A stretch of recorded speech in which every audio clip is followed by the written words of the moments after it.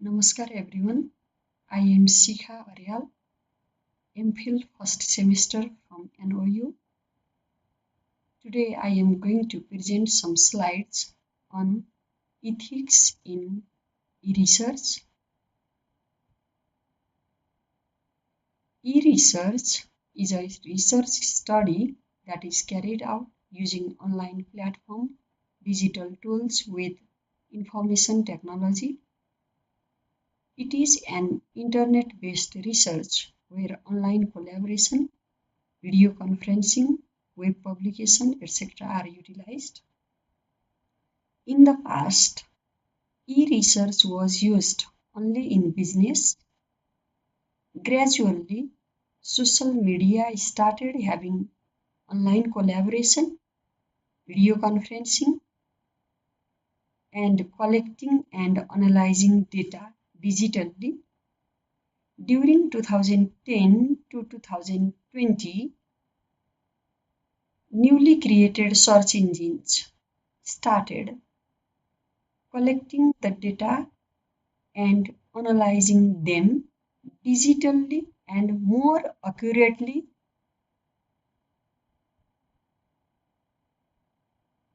While conducting any research, there must be some moral principles, there must be some moral standards. The researcher must be based on those principles. Those principles guide the whole or entire research. Such principles are called ethics. They are the set of principles and professional standards that guide researchers when they conduct internet-based research using digital tools. Ethics in e-research make the research more responsible, more reliable, honest, more legal, and authentic. The research collected electronically or internet-based research must maintain ethics in every step while collecting data online, storing and sharing digital data using big data, AI, and online database, and publishing findings digitally.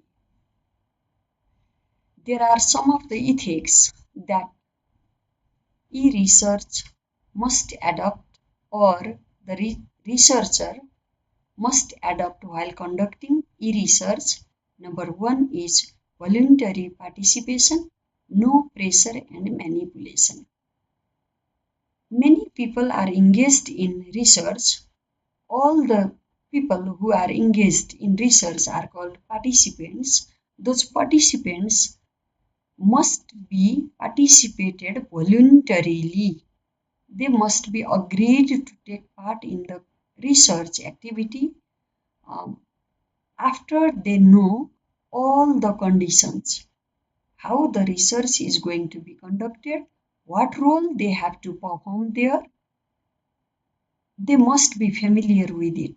After that, they can choose either to take part in the study or to leave the study. They are neither obliged nor given any kind of incentive for their participation.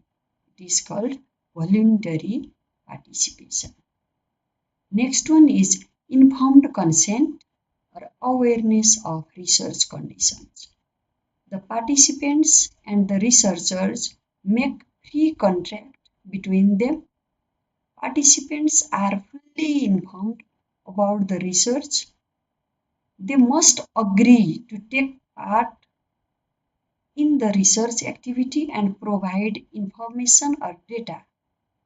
That agreement can be made oral, written, or digitally, which is called consent.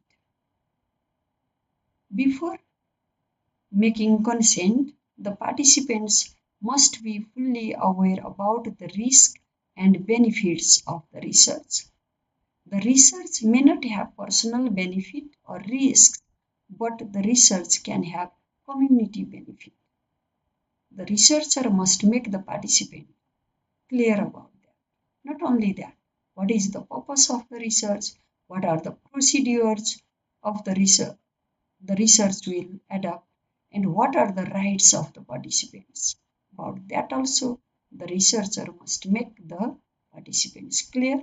After that, they either agree or disagree to take part in the study. Next one is anonymity, that is, no identity of the participants.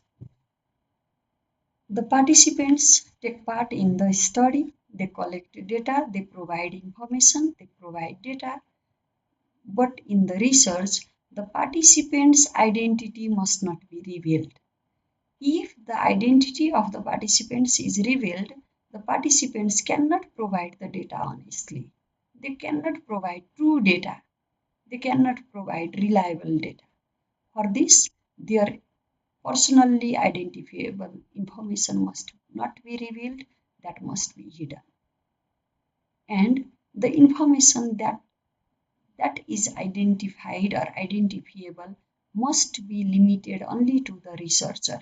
That information must not reach others.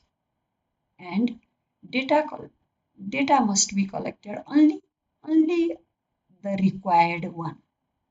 Unnecessary data must not be collected. Next is confidentiality or private information or no leakage of data. The data that we obtain, the digital data that must be safe, secure, and private.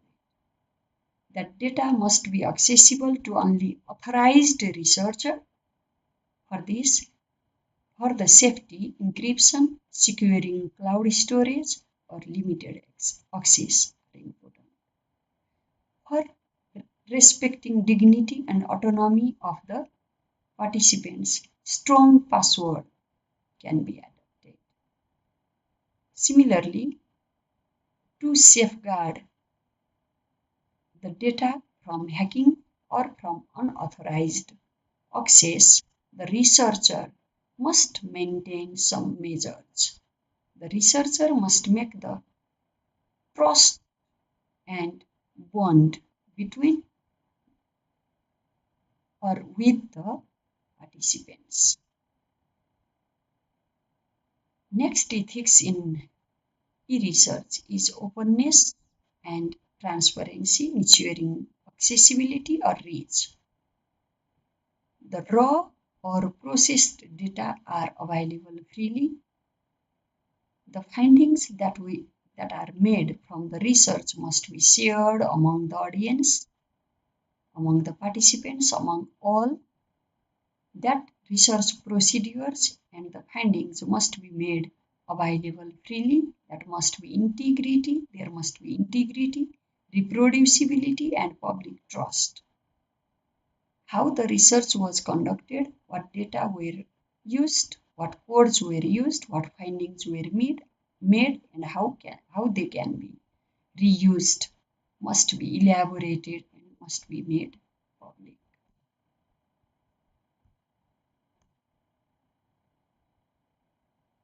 The last ethic in e-research here is honesty and integrity, ensuring credibility and trustworthiness. The data, methods, and results must be presented truthfully. The findings, either they are positive or negative, that must be shared among all. Falsification, fabrication, and plagiarism are strictly prohibited. What corrections, what mistakes were made while conducting research, and what corrections are made, that must be fully revealed, or everything must be transparent so that the audience can believe the researcher, can believe the research report, can believe the findings. All the guidelines or protocols must be strictly and honestly followed, or all the ethical standards or moral principles must be strictly followed. Thank you. I have presented the ethics that are followed or that are maintained while conducting e-research. Thank you, everyone.